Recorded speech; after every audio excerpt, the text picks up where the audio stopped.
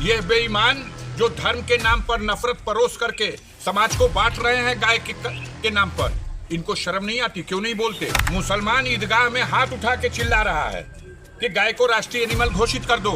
भारत दुनिया का सबसे ज्यादा बीफ का एक्सपोर्टर बन गया, ब्राजील दूसरे नंबर पर चला गया।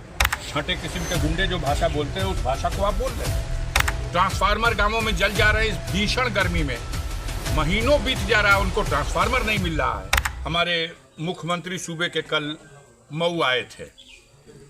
भाषण जो आप लोगों ने रिले किया, आम जनता सुन के हंस रही है कि क्या बोल के गए। ये तो गली में सड़क में घूमने वाले छठे किस्म के गुंडे जो भाषा बोलते हैं उस भाषा को आप बोल रहे हैं। आप इस सवाल पर नहीं बोल रहे हैं कि बिजली की जो दुर्दशा है इसका कैसे समाधान होगा। आप इस विषय पर नहीं बोल रहे हैं कि पेट्रोल और डीजल के लगातार दाम बढ़ रहे हैं, इसका क्या होगा।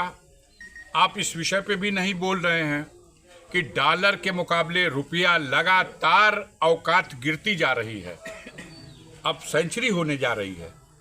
आप इस विषय पे नहीं बोलते हैं कि किसानों को खाद नहीं मिल रही है, पानी समय पे नहीं मिल रहा है, ट्रांसफार्मर गांवों में जल जा रहे हैं इस भीषण गर्मी में, महीनों बीत जा रहा है, उनको ट्रांसफार्मर नहीं मिल रहा है।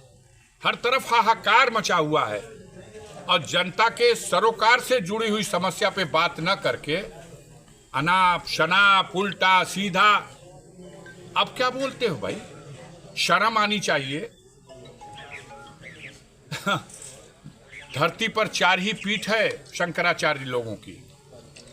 आदि शंकराचार्य ने 4 पीठ की स्थापना की, उसमें से एक पीठ के शंकराचार्य अभिमुक्तेश्वरानंद जी ने आह्वान किया कि गाय को राष्ट्रमाता का दर्जा दीजिए और प्रतिबंधित कीजिए गाय को, और जो बीफ कंपनियों को लाइसेंस दे रखा है भारत सरकार ने और प्रदेश में भी, उन कारोबार को बंद करिए।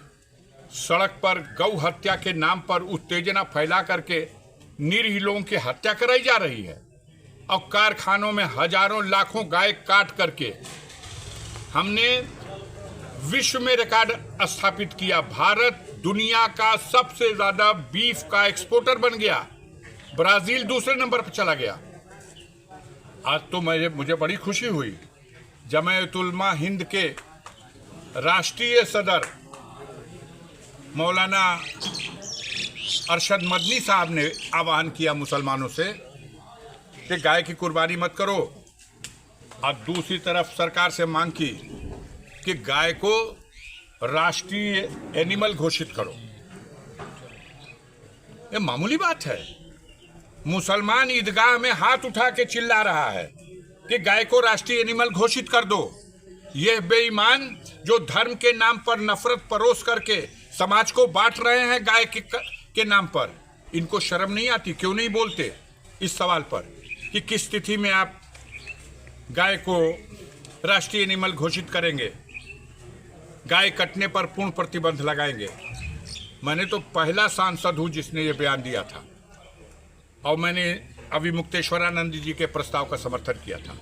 तो जनता को मूल मुद्दे से हटा करके और रोजी रोटी के सवाल से अलग एक नफरत फैलाने वाला जो कारोबार चल रहा है, आने वाले 2027 के चुनाव में उत्तर प्रदेश की जनता माननीय अखिलेश यादव जी के नेतृत्व में एक बड़ा परिवर्तन करेगी और इन पापियों को सत्ता से बेदखल करके समाजवादी पार्टी के नेतृत्व में माननीय अखिलेश यादव को उत्तर प्रदेश का फिर से मुख्यमंत्री बनाएगी।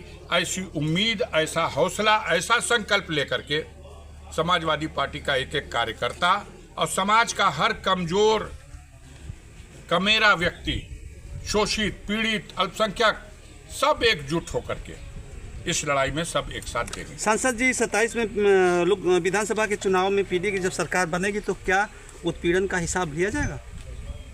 ये बार बार मेरे राष्ट्रीय अध्यक्ष जी ने भी कहा है, गुनाहों का हिसाब होता है। ये तो ऊपर वाला भी कहता है कि जो कुछ दुनिया में गुनाह करोगे रोजे हश्र उसका हिसाब होगा। तो जिस दिन परिवर्तन होगा वो इन पापियों के लिए हश्र का मैदान ही होगा, रोजे हश्र ही होगा। हिसाब तो होगा और हिसाब देना पड़ेगा। इनके गुनाहों का हिसाब होगा। सर, पंचायत चुनाव की तिथि को लेकर हिला हवाली हो रही है, सरकार की मंशा क्या है? हम मंशा आप का नहीं समझ रहे हैं, किसको नहीं समझ में आ रही है? मंशा है लोकतंत्र की छोटी से छोटी कड़ी को भी निर्जीव कर दिया जाए। सबसे छोटी कड़ी है लोकतंत्र की, वो है ग्राम प्रधान, लेकिन सबसे प्रतिष्ठित पद है ग्राम का प्रधान। और गांव के उस प्रधान को पद से हटा दिया और उसके सेक्रेटरी को उसका मालिक बना दिया। एक गो सेक्रेटरी, 5-5 गो प्रधान का मालिक। लूट मची है, सरकारी धन का दुरुपयोग होगा। आगे चल के इनकी मंशा यह है कि ये नॉमिनेट कर देंगे। अभी सरकारी कर्मचारियों को उसका प्रभार दिया है, आगे चल के अपने कार्यकर्ताओं को भी नॉमिनेट कर सकते हैं।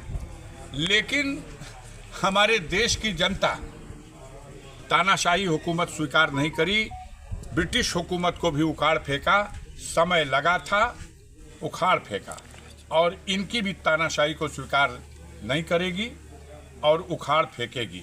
ये ऐसा मेरी उम्मीद है, मेरी कल्पना है और ऐसा मेरा संकल्प है।